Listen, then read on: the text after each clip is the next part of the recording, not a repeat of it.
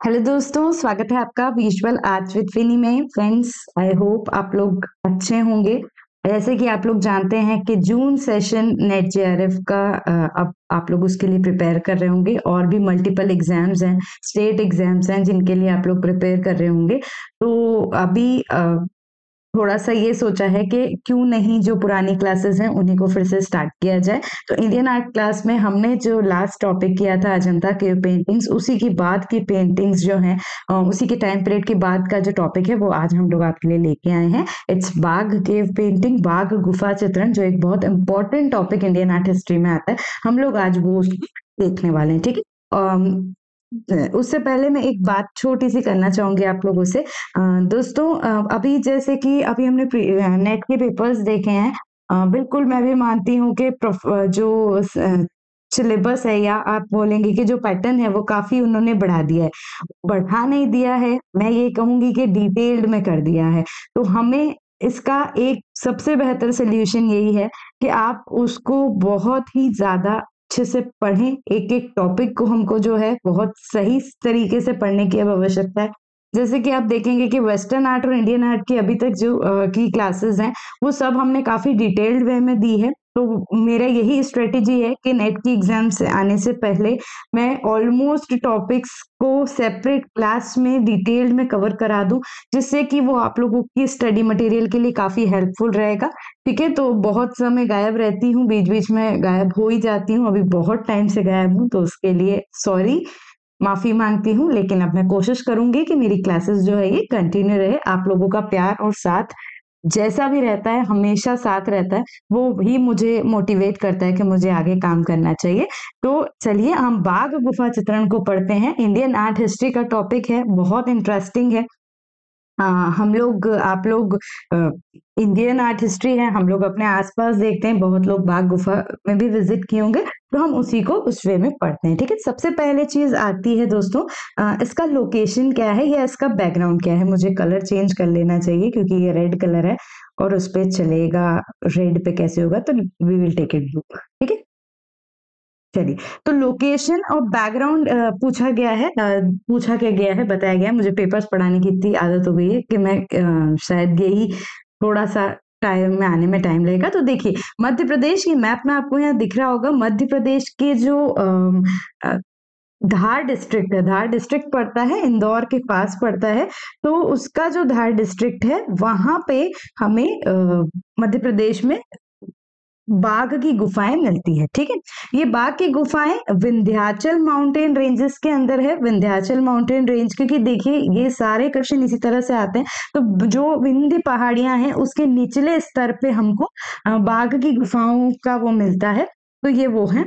ये जो है बघीनी रिवर, बघीनी रिवर जो है या बघीनी नदी है, उसके पास में रहता है, इसलिए भी इस हो सकता है कि इसको बाघ की गुफाएं कहा गया है। और बाघीनी रिवर जो है वो क्या है, वो नर्मदा की सहायक नदी है, ये नर्मदा नदी की ट्रिब्यूटरी है। ठीक है, तो जो नर्मदा अमरकंटक की पहाड़ियों से मध्य प्रदेश में बहती है, वो जब धार में आती है तो वो एक ट्रिब्यूटरी उसकी यहाँ पे, या सहायक नदी बघीनी है, उसके ही पास जो है आपको धार, सॉरी धार डिस्ट्रिक्ट में ही उसी के पास आपको क्या है, बाघ की गुफाओं के दर्शन होते हैं। ठीक है, दर्शन चलिए अब हम देखते हैं कि इसका जो नाम बाघ पड़ा तो क्यों पड़ा। तो एक मैंने आपको यही चीज बता दी कि ये बघीनी रिवर के इधर है, तो इसलिए हो सकता है कि इसका नाम बाघ पड़ा है। सेकेंडली, ये भी हो सकता है कि बाघ गुफाओं के कारण बघीनी नदी का नाम बघीनी पड़ा है ना, तो वी डोंट नो। इसी के साथ इसी बाघ की गुफाओं से ही यहाँ पे बाघेश्वरी देवी का एक बहुत प्राचीन मंदिर है। ठीक है, इसे हम पांच पांडव की गुफा भी कहते हैं। ये जो गुफाएं हैं इसको हम पांच पांडव की गुफा भी कहते हैं। देखिए, अभी हम जब क्लासेस में भी होता है, लेकिन हम अपने प्रीवियस क्लास को रिवाइज करते जाएंगे। तो सबसे पहले मैं आपसे एक क्वेश्चन पुट ऑन करती हूँ, जो आपको कमेंट में लिखना पड़ेगा कि हमने अभी देखा कि बाघ जो है विंध्याचल पर्वत श्रेणी के है, अलोंग है। तो अजंता की गुफा जो हम लोग पहले पढ़ चुके हैं, आपको वो बताना है कि वो कौन से पर्वत श्रृंखला के अंतर्गत है। ठीक है, ये क्वेश्चंस बहुत पीछे जाते हैं और हम लोग काफी इन्हीं में कंफ्यूज होते हैं। हम लोग जो डिफरेंट, जैसे हम जोगीमारा पढ़ी है हमने, अजंता पढ़ी है हमने, हम बाघ अभी पढ़ने जा रहे हैं, तो सबकी पहाड़ियों में भी आप कंफ्यूज होते हैं। तो बिल्कुल ज्योग्राफिकली क्लियर रखेंगे तो ये क्वेश्चंस आपके लिए इजी रहेंगे। ठीक है, इनको पांच पांडव की गुफा कहा जाता है। जब पांडु अपने संन्यास में रहे थे, तो संन्यास में उन्होंने बाघ की गुफाओं पे भी अपना स्थान लिया था, तो इसलिए उसे पांच पांडव की गुफा कहते हैं। इसका पुराना नाम कलायन है। ये बहुत इंपॉर्टेंट है एग्जाम पॉइंट ऑफ व्यू से कि कलायन किसका नाम है या गुफा का पुराना नाम क्या है। तो ये कलायन है। ये सारी चीजें आपको बिल्कुल क्लियर रखनी है। नेक्स्ट देखते हैं, इसकी जब डिस्कवरी हुई या इसका रिसर्च हुआ तो वो किसने। हर गुफा के उसमें हमने जब बहुत स्टार्टिंग से ही काम किया है क्लासेस पे, तो हम यही चीजें बोलते हैं कि ये पॉइंट्स आप लोगों को बहुत अच्छे से सबके लिए नोटिफाइड रखना है। डिस्कवरी किसने किया, लोकेशन क्या है, एवरीथिंग, ठीक है। तो 1818 में इसकी डिस्कवरी हुई थी। लेफ्टिनेंट डेंगरफील्ड जो थे उन्होंने इसको मतलब सबसे पहले देखा था, तो इसलिए इनका नाम सामने आता है। लेकिन उसके बाद हम जब अगर बोलेंगे कि डॉक्टर एम्पे जो है उन्होंने क्या किया था, उन्होंने काफी चीजें पब्लिश करी थी बाघ गुफाओं के कारण और उसको एक रिटर्न में दिया था। कोई भी चीज देख लेना, प्रकाश में लाना और परिचय देने में अंतर होता है, ठीक है। तो इसी यही अंतर होता है कि अगर हम बोलेंगे कि डेंगरफील्ड जो है उन्होंने इसको सबसे पहले देखा था, लेकिन उसका परिचय या उसको परिचय जो दिया गया था वो किसने दिया, सॉरी इट्स कंफ्यूजन, उनका परिचय जो मिला था वो डेंगरफील्ड को मिला था, लेकिन उसको प्रकाश में लाने का श्रेय क्या हुआ था, एम्पे ने जो है सबसे पहले बाघ गुफा पे पेपर पब्लिश किया था या उसके बारे में रिटर्न में चीजें बोली थी। जैसे हम एग्जाम्पल देखेंगे कि आज बाघ गुफाओं में 9 गुफाएं दिखती है ना, और उन गुफाओं में अभी भी हम कहते हैं 9 गुफाएं हैं ऑलरेडी, लेकिन जो आपको पेंटिंग्स दिखती है वो आपको अभी 4 या 5 गुफाओं में ही या 4 और 5 गुफा नंबर में ही दिखती है। लेकिन हम काफी चीजों का रिटर्न चीजें पढ़ते हैं कि भाई इस तरह की पेंटिंग्स थी, यहाँ ये थी। तो ये सब चीजें कौन देता है, ये सब चीजें जो आपका रिसर्च पेपर पब्लिश हुआ था उस समय, जो उन लोगों ने जितना देखा था उनके अकॉर्डिंग ऐसा पेंटिंग था, ठीक। फिर कर्नल सीई ल्यूकवुड थे, उन्होंने रॉयल एशियाटिक सोसाइटी में भी अपना आर्टिकल बाघ के पेंटिंग्स पे पब्लिश किया था, जो 1907 और 1908 पे हुआ था, ठीक है। और भी मल्टीपल रिसर्च हुई है। हम अगर इंडिया की बात करें तो हमने जब बात की थी कि लेडी हरिंगम जो है वो 1910 में जब इंडिया आई थी तो बंगाल स्कूल के स्टूडेंट्स को लेके उन्होंने अजंता बाग विजिट किया था, ठीक है। अजंता विजिट किया था पहले, और अजंता के बाद उन्होंने जब कॉपीज अजंता की बनाई थी 1910 में, Asit Kumar Haldar, Nandlal Bose and their friends. फिर वो लोग 1921 में कहाँ आए थे, बाग में आए थे, ठीक है। तो वो अपन आगे देखेंगे। तो इसलिए उसके बाद जो है Asit Kumar Haldar second time again he visited. पहले वो अपने फ्रेंड्स के साथ भी आए थे और उसके बाद वो आए, और उसके बाद उन्होंने मतलब सॉरी नहीं, एक बार पहले विजिट करके जा चुके, ऐसे एक बार पहले उनका विजिट हुआ था अप्रोक्स 1917 अप्रोक्स। फिर 1921 में वो अपने फ्रेंड्स के साथ आके उसकी कॉपीज वगैरह बना के उसको बहुत अच्छे से स्टडी करके गए थे। तो आफ्टरवर्ड्स स्टडीज में जो कॉपीज इन लोगों ने बनाई थी वो सफिशिएंट नहीं होते हुए असित कुमार हल्दार ने अपना आर्टिकल भी पब्लिश किया था, जिसमें उन्होंने हो सकता है नहीं, इट वाज दैट कि उसमें उन्होंने उन पेंटिंग्स की डिस्क्रिप्शंस बोली थी कि मे बी दिस पेंटिंग ये हो सकती है, ऐसा ऐसा इसका पिक्चराइजेशन है, तो मे बी ये बुद्ध हो सकते हैं, मे बी ये यशोधरा हो सकती है, मे बी इसका ये स्टोरी हो सकती है। तो ये सारी चीजें उस आर्टिकल में उन्होंने पब्लिश की थी। उसके बाद 1925 में जब हम मुकुलचंद दे का भी देखते हैं, वो भी यहाँ पे विजिट किए थे उससे पहले, और उसमें उन्होंने 1925 में उन्होंने भी अपना आर्टिकल पब्लिश किया था, जिसमें उन्होंने रिगार्डिंग टाइम और कितने मतलब कैसे अलग अलग टाइम पे बनी, वो एक आर्टिस्ट ही समझ सकता है एक पेंटिंग्स को देखे कि ये मल्टीपल टाइम्स बनी है या ये सिंगल टाइम ही बनी है। तो ये सारी चीजें किसने, इन लोगों ने लिखी थी, ठीक है। तो ये इसके रिसर्च के अकॉर्डिंग इन सबके नाम और टाइम आपको याद रखने हैं, ठीक। अब हम देखते हैं कि इसकी कॉपीज, ये भी बहुत इंपॉर्टेंट टॉपिक आ जाता है। जैसे अजंता की प्रतिलिपियां बनी थी 1910 में, और उसके बाद उससे पहले भी कैसे रॉबर्ट गिल ने बनाई, फिर ये वो जे स्कूल आर्ट्स की कंपनी उनने बनाई, फिर इनने बनाई, ऐसे करके जैसे उसमें हमने मल्टीपल वो देखा था, वैसे ही बाघ में भी ये आता है। तो 1921 में जैसे भी बताया, असित कुमार हल्दार, नंदलाल बोस और सुरेंद्र नाथ कर ने यहाँ पे विजिट किया था और यहाँ पे इसकी कॉपीज बनाई थी। ये इनका फर्स्ट एक तरह से फर्स्ट वो था, उसमें उन्होंने काम किया। सेकेंड जो चरण हम बोलते हैं कॉपीज बनाने का, वो था एमबी भोसले और डीएन आपटे का। वो जेजे स्कूल ऑफ आर्ट से विजिट किए थे, और क्योंकि वो वहाँ विजिट किए थे तो वहीं से जेजे स्कूल ऑफ आर्ट से तो नहीं बोलेंगे, बट वहां से जो जीडी आर्ट डिप्लोमा किया था, और एमपी के बहुत बोलते हैं ना कि अपकमिंग आर्टिस्ट या एक आर्टिस्ट जो कि वो लोग बहुत अच्छा काम कर रहे थे एमपी में उस समय, एमएस बांड को हम जानते हैं। एमपी की कला शिक्षा में उनका बहुत बड़ा योगदान रहा है। और बीबी जगताप, ये दोनों कलाकार जो हैं ग्वालियर में उस समय काम कर रहे थे। स्कूल ऑफ आर्ट जो नहीं, तब तो नहीं खुला था, लेकिन हाँ उसके बाद उन लोगों ने जैसे एमएस भांड है, हम अगर बात करते हैं कि जो ग्वालियर का स्कूल ऑफ आर्ट था उससे पहले एमएस भांड ने ही एक इनफॉर्मल एजुकेशन के लिए, आर्ट एजुकेशन के लिए चीजें खोली थी। तो उस समय ये ऐसा ग्रुप था, ये लोग काम करते थे। तो इन्होंने भी, जब इनको पता चला कि जेजे स्कूल ऑफ आर्ट के 2 आर्टिस्ट यहाँ आके काम करने जा रहे हैं और कॉपीज बनाना है उनको उसकी पेंटिंग्स, तो उन्होंने भी इन्हें ज्वाइन किया। तो इसलिए हम कहते हैं कि ये 4 आर्टिस्ट का नाम भी बाग पेंटिंग्स की कॉपीज बनाने में आता है। ठीक है, नेक्स्ट देखते हैं कि हम एक सेकेंड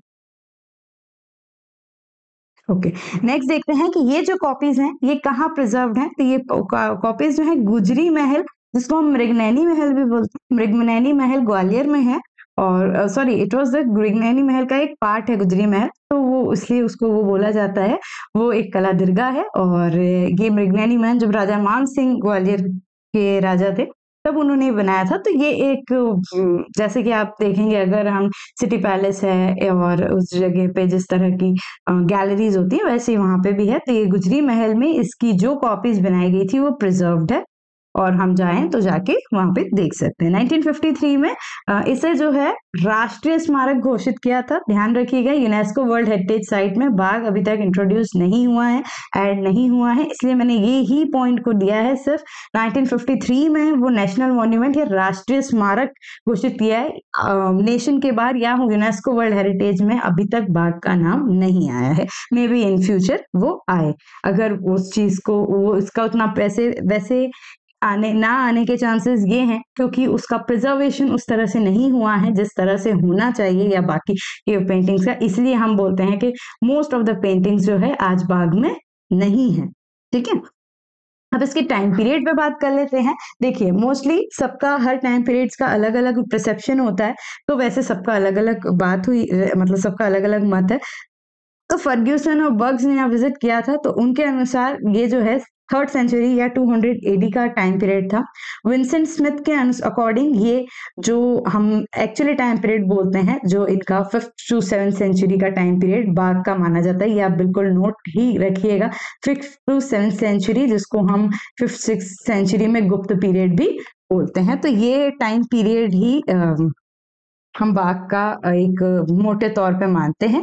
क्यों मानते हैं? क्योंकि हम ये बोलते हैं कि जो अजंता की जैसे केव नंबर 1 और 2 के कंटेम्प्रेरी ने ऐसा बोला था विंसेंट स्मिथ ने, ठीक है। लेकिन एक सबसे बड़ी चीज जो आपको एक why we are saying the 5th 6th century, क्योंकि गुफा नंबर 2 जो है बाघ गुफा की 9 गुफाएं हैं टोटल। तो गुफा नंबर 2 में जो है सुबंधु का ताम्र पत्र मिला था या कॉपर प्लेट मिली थी।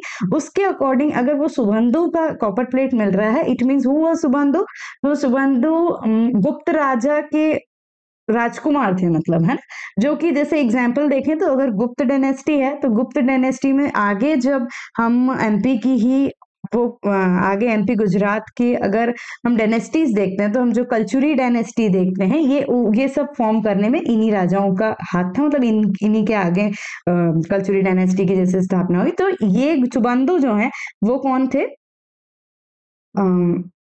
उस समय का अगर उनका ताम्रपत्र मिल रहा है, मतलब ये जो टाइम पीरियड होगा ये अप्रॉक्स इस टाइम पीरियड पे होगा, ऐसा उन्होंने माना था।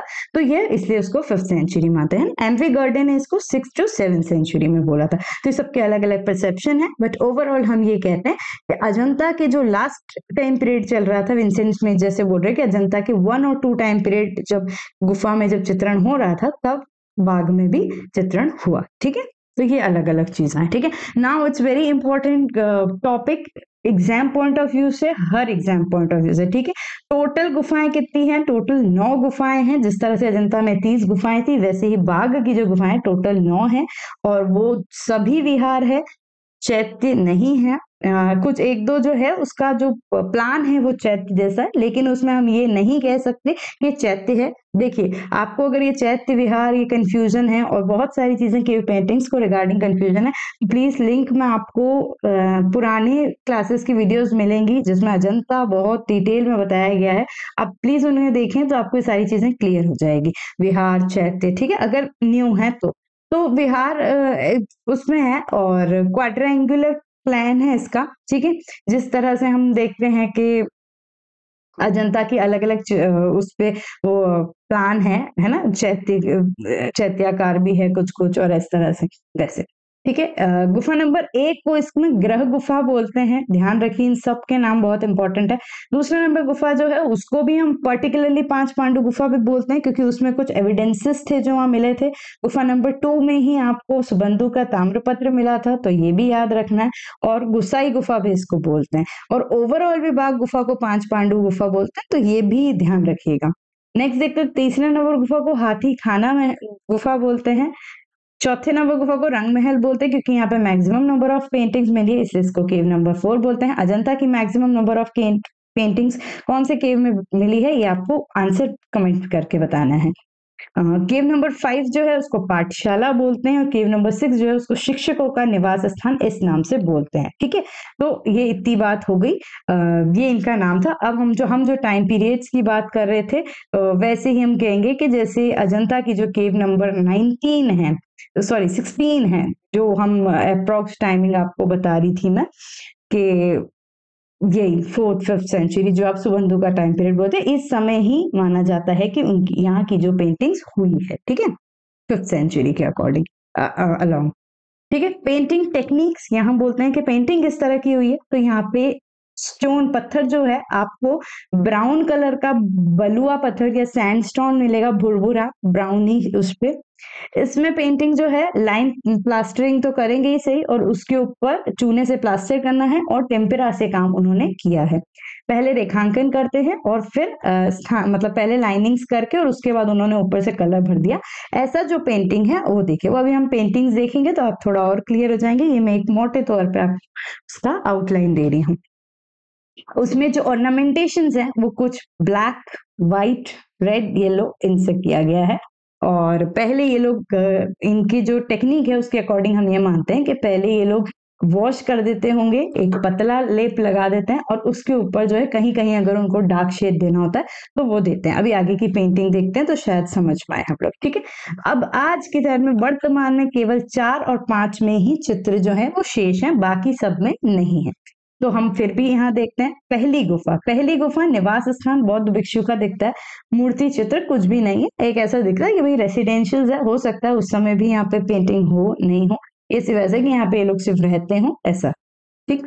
नेक्स्ट दूसरी गुफा आती है, वहां पे हमको सुबंधु का ताम्रपत्र प्राप्त हुआ है, ये बहुत अच्छे से ध्यान देना। और दीवारों पर मानवाकृति वाले संयोजन होते हैं, अभी नहीं है लेकिन हमको क्या लगता है, मतलब ऐसा कुछ दिखता है कि यहाँ पे मानवाकृतियों के कॉम्पोजिशंस रहे हैं दीवारों पे। छतों पर आलेखन भी थे, जो छत है रूफ है उस पे भी काफी ऑर्नामेंटेशन हो सकता है, लेकिन वर्तमान में ये क्या नहीं है।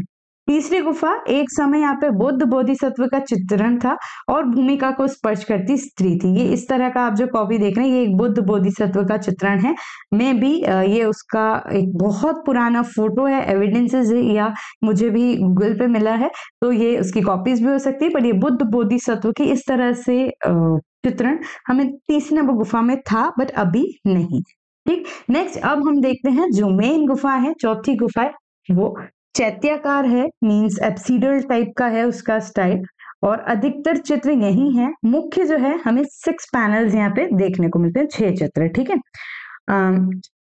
देखिए अब ये मैं आपको एक चीज बता रही कि वियोग, ये जो टॉपिक्स, ये सारी चीजें हमें उसी रिसर्च पेपर्स में मिली है जो आर्टिस्ट लिख के गए थे।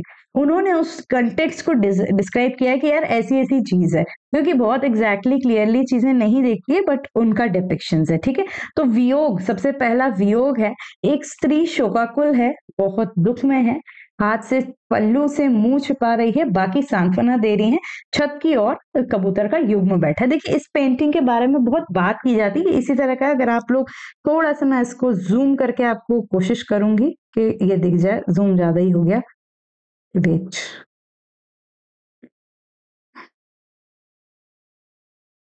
ठीक है, आई होप ये आपको दिख रहा होगा, क्योंकि आज जब ये स्क्रीन में हमको दोनों चीजें देनी होती है तो वो थोड़ा दिक्कत होती है, ठीक है। तो आप खुद भी स्क्रीनशॉट लेके एक बार जूम करके देख सकते हैं। तो दोस्तों ये एक तरह से ये दिख रही है एक महिला जो बीच में बैठी है, बहुत दुख में है, और पल्लू से अपना जैसे इस तरह से वो होता है, और बाकी उनको सांत्वना दे रहे हैं। और एक आयरनी देखिए कि जो छत है, छत पे क्या कौन बैठे हैं, दो कबूतर के वो जो जोड़ा बैठा है एक तरह से। तो ये मे बी हम ये कह सकते हैं कि ये जो सेपरेशंस का पैंग है, मतलब हम ये बोल सकते हैं कि दुख है, तो ये बुद्ध की वाइफ हो सकती हैं, जो उनकी याद में इस तरह से बोलते हैं ना, वियोग में ऐसे बैठी है। और जो कबूतर का जोड़ा है वो क्या सिंबलाइज करता है, द कपल और द लव, ठीक है। तो ये चीज हम मान सकते हैं, बट इस इन कारणों से हो सकता है कि हम बोलते हैं कि ये बुद्ध डिपिक्टेड बाघ गुफाएं हैं, ठीक है। तो ये हो सकता है ये उनका भी, और हो सकता है ये कुछ और भी हो, इट्स नॉट श्योर, ठीक। तो इसलिए इसको बस नाम दे दिया हमने व्यू। नेक्स्ट आता है सेकेंड, जिसको नाम दिया है मंत्रणा, ठीक है। चार भद्र पुरुष सुखासन मुद्रा में नीली पीली गद्दियों पर बैठे हैं, किसी गंभीर वार्ता में, पृष्ठभूमि में उद्यान और वृक्ष है, ठीक है। चार जेंटलमैन है, बैठे आराम से सुख आसन में, भाई हाँ भाई मजे ले रहे हैं, इस तरह से बोलते ना, बहुत रिलैक्स कर रहे हैं। और उनकी जो एक तरह से बोलते हैं ना, जो आसन है, आसन इस तरह का, कैसे ब्लू येलो इस तरह का ये दिख रहा है आपको, ये आसन है ना। और ये बैठे हैं बिल्कुल आराम से, है ना। एक व्यक्ति है और इस तरह से बैठे हैं, और पीछे उनका जैसे जो ग्रीन ब्लूइश वो चीज क्या दिख रही है कि ये एक वन में या जंगल में ऐसे बैठे, तो ये मंत्रणा हो रही है, इसलिए इसका नाम मैंने क्या दे दिया, मंत्रणा, ठीक। नेक्स्ट देखते हैं देव पुरुष का आकाश में विचरण। देव पुरुष हैं, आकाश में घूम रहे हैं, ठीक। इसको मैं थोड़ा सा इसको भी जूम कर देती हूँ, ठीक है। तो आकाश में घूम रहे हैं और 6 पीपल्स का ग्रुप है, और वो जो सेंटर वाला है उससे बात कर रहे हैं, ठीक है। तो इस तरह से ये कुछ डिस्टर्ब्ड है, ऐसे जो है, आप पेंटिंग्स देखिए, उसके बाद हम इस पेंटिंग्स की कैरेक्टरिस्टिक्स देखेंगे, जो हमें कुछ चीज अजंता से सिमिलैरिटी और कुछ चीज नहीं है, ठीक है। तो ये चीजें आप देखिए कैसे इफेक्ट है। हमने अजंता भी विजुअल से पूरी समझी है, हमें पता है कि उसकी एक्सप्रेशन क्या थे, उसका कलर स्कीम क्या था, किस तरह से था, कैरेक्टरिस्टिक्स क्या थी, वही कैरेक्टरिस्टिक्स हम लोग इनका भी देखेंगे, ठीक है। तो ये आप देख सकते हैं कि ये वो वाला पेंटिंग है, ठीक है। नेक्स्ट देखें कि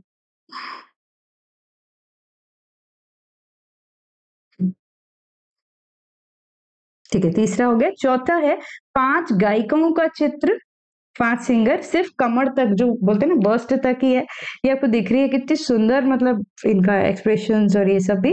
तो इंस्ट्रूमेंट लाइक अ वीणा, केंद्र वाली स्त्री में वीणा जैसा वाद्य यंत्र पकड़ा है, और जो बाल है उन्होंने जूड़े से बना रखे हैं, जूड़े से, और ईरानी कलर्स अजंता के जैसे भी बना हुआ है, ठीक है। तो ये देखिए ये वही सेम है, इन्हीं का हम आप देख सकते हैं, इस तरह से वीणा भी पकड़ रखी है देखिए, और जूड़ा बंधा हुआ है, वाद्य यंत्र पकड़ा गया है, और ये भी देखो ये ब्लू कलर्स भी आपको यहाँ कहीं दिखेंगे, और इस तरह से जूड़ा पकड़ा हुआ, जूड़े में बना हुआ पेंटिंग है, ठीक। यहाँ भी आपको ईरानी कलर्स इधर भी कहीं दिखेगा।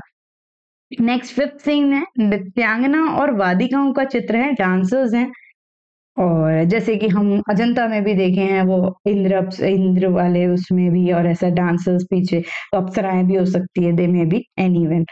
तो 7 नृत्यांगना है, एक पुरुष आकृति है, ये दिख रही है आपको, ये पुरुष आकृति, और घेरे 6 गायिकाएं हैं, ठीक है। 7 डांसर, देखिए ये 2 पैनल में है एक्चुअली, 7 नृत्यांगनाएं और एक पुरुष आकृति, और एक नृत्य करती पुरुष आकृति को घेरे 6 स्त्रियां, ठीक है। तो ये एक सीन है, और एक ऐसा और भी है, ये देखिए आप इस तरह से इसका और उससे देख सकते हैं, ये एक तरह से बीच का सेंटर एक पुरुष आकृति है, और आसपास महिलाएं हैं। इस फिर 6th पैनल जो है वो 17 घुड़सवारों का चित्र है, ये चित्र अवेलेबल नहीं हुआ है, तो आप लोग इमेजिन कर लीजिए। और 7th जो है वो हाथियों का जुलूस है, ठीक। फिर हम आते हैं आगे 8th 8वां चित्र जो है वो नष्ट हो चुका है। लेकिन हम जब बोल रहे थे ना, मैं आपको बोली एमपे ने रिसर्च पेपर लिखा, तो एमपे के रिसर्च पेपर के अकॉर्डिंग उन्होंने थोड़ा सा पिक्चराइजेशन किया था, तो मैंने सोचा मैं भी लिख के आपको बता दूं। ठीक है, तो एक केले का वृक्ष है, उसमें उपदेश दे रहे हैं बुद्ध, ऐसा कुछ था। 2 पुरुष आकृति पैदल चल रही है, हो सकता है एक पूरा सीन हो। आम के वृक्ष के नीचे नीला कपड़ा व जलपात्र चित्रित हुआ है, तो ये सारी चीजें हो सकता है बुद्ध के जो जर्नी रही है उसके लिए वो हो। ठीक, नेक्स्ट आता है 5th गुफा। ये 4th गुफा, 4 गुफा, चौथी नंबर गुफा में जो 8 पैनल्स थे या 8 पैनल्स की जो बात की गई थी वो हमने डिस्कस कर लिया है। अब हम आते हैं 5वीं नंबर गुफा जो है, इसमें अनेक चित्र हैं जिसमें बुद्ध के बहुत सुंदर अवशेष हैं, बुद्ध के अवलोकित ईश्वर के बहुत सुंदर से। तो हमेशा ध्यान रखना, अगर आपसे ये में पूछा जाता है कि बुद्ध या अवलोकित ईश्वर के चित्र बाघ गुफा की कौन सी नंबर गुफा में है, तो हमेशा 5 होगी, 4 नहीं होगी। भले 4 में मैक्सिमम पेंटिंग्स है, लेकिन बुद्ध या अवलोकित ईश्वर के चित्र वो कहाँ पे है, 5वीं नंबर में, वो सीधे आपको सामने दिख रही है। इनके अनेक चित्र हैं जिसमें बुद्ध के सुंदर चित्र अवशेष हैं। चित्रों की आकृतियां, भंगिमाएं, अलंकरण अजंता के समान है। ठीक है, और लाल खंडेलवाल के अनुसार जिस तरह से हमने अजंता में भी देखा कि काफी पशु और इनके चित्र हैं, वैसे ही बाघ में भी उन्होंने बताया कि कुछ मुर्गे, चूजे, इनके चित्र भी हैं। ये देखिए, ये आप देख सकते हैं, ये अवलोकितेश्वर और बुद्ध के ये तो अवलोकितेश्वर हैं। तो इस तरह का पेंटिंग है। गुफा प्राच में पद्मपनी बोधिसत्व जैसा भी एग्जैक्टली पेंटिंग जो यही है शायद, है ना, ये इसको इसका ही थोड़ा ये बस्ट तक है, तो ये भी उस तरह का बहुत सिमिलैरिटी रखता है। तो ये पेंटिंग्स भी हमको कहाँ मिलती है, बाघ में मिलती है। चलिए, चित्रों में धर्मनिरपेक्ष सेक्युलर सब्जेक्ट्स हैं, है ना, जीवन के विभिन्न पक्षों का ना अंकन करते हुए है, सॉरी ये क्या लिख दिया मैंने, मतलब जीवन के बहुत विभिन्न पक्षों का, जैसे हम डांसिंग देख रहे हैं, हम मंत्रणा का सब्जेक्ट देख रहे हैं, तो हम ये नहीं कहते कि इट्स ओनली बुद्ध, है ना, जैसे अजंता में हमने कहा था कि भाई बुद्ध ही हैं, तो बाघ में ऐसा नहीं है, बाघ में दूसरे सब्जेक्ट्स भी हैं। प्रकृति का अंकन हुआ है, पुष्प है, कमल है, पुष्प पक्षी जो आपने देखा होगा, तो ऐसे उनके भी बैकग्राउंड्स और इनमें बहुत ऑर्नामेंटेशंस इनके हैं। पशु चित्रण भी किए गए हैं। पेंटिंग जो है एक ही समय पे बनाई गई है, ऐसा दिखता है उनको कि एक जैसे अजंता का कितना लंबा समय 800 850 साल का पेंटिंग उन्होंने किया है, लेकिन यहाँ पे जो है एक सेम पीरियड ऑफ टाइम पे जो हम बोलते हैं यहाँ पे पेंटिंग हुई है। नारी सौंदर्य वुमेन पेंटिंग्स जो है, अभी आप लोगों ने जो नायिकाएं, हाँ नायिका भी बोल सकते हो, गायिकाएं, और उनका जो देखा तो उसमें बोलेंगे कि वो अजंता जैसा है। लेकिन एक चीज होती है कि हमने, अगर अभी आपको अजंता की पेंटिंग्स को याद हो, उनके फिगर्स को याद हो, फीमेल फिगर्स की बात कर रहे हो, और अगर हम बाघ की बात करें तो बाघ के जो है स्लाइटली फैटी होते हैं, थोड़े से मोटे, खाते पीते घर के होते हैं। ठीक है, तो ये थोड़ा सा एक स्लाइटली डिफरेंस है, लेकिन काफी इफेक्ट आप देखेंगे तो अजंता का हमको बाघ में देखने को मिलता है। बरामदे में चित्र विशेष है, मीन्स जो अभी हम देखते भी हैं मोस्टली कॉरिडोर में दिखेंगे, और काले रंग की जो रेखाएं हैं उसका भी काफी इफेक्ट आपको देखने को मिलता है। ठीक है, तो दोस्तों ये था छोटा सा बाघ टॉपिक, लेकिन उस बाघ टॉपिक में भी काफी चीजें ऐसी है ना। तो थैंक यू सो मच मुझे सुनने के लिए। और अब हम नेक्स्ट बहुत जल्दी, मतलब मेरा अंदर ऐसा आ गया है कि हम बहुत जल्दी अपन नेक्स्ट जो टॉपिक्स हैं उसको कंप्लीट करेंगे, और इंडियन आर्ट जल्द से जल्द कंप्लीट करेंगे, जिससे कि हम आगे की चीजें या और नए टॉपिक्स को ऐड कर सके। ठीक है, वीडियो कैसे लगा कमेंट सेक्शन में जरूर बताइएगा। साथ ही साथ जो भी क्वेश्चंस आपसे पूछे गए हैं उसे भी कमेंट्स में आप देंगे तो मुझे अच्छा लगेगा। ठीक है, थैंक यू सो मच दोस्तों, bye bye, all the best.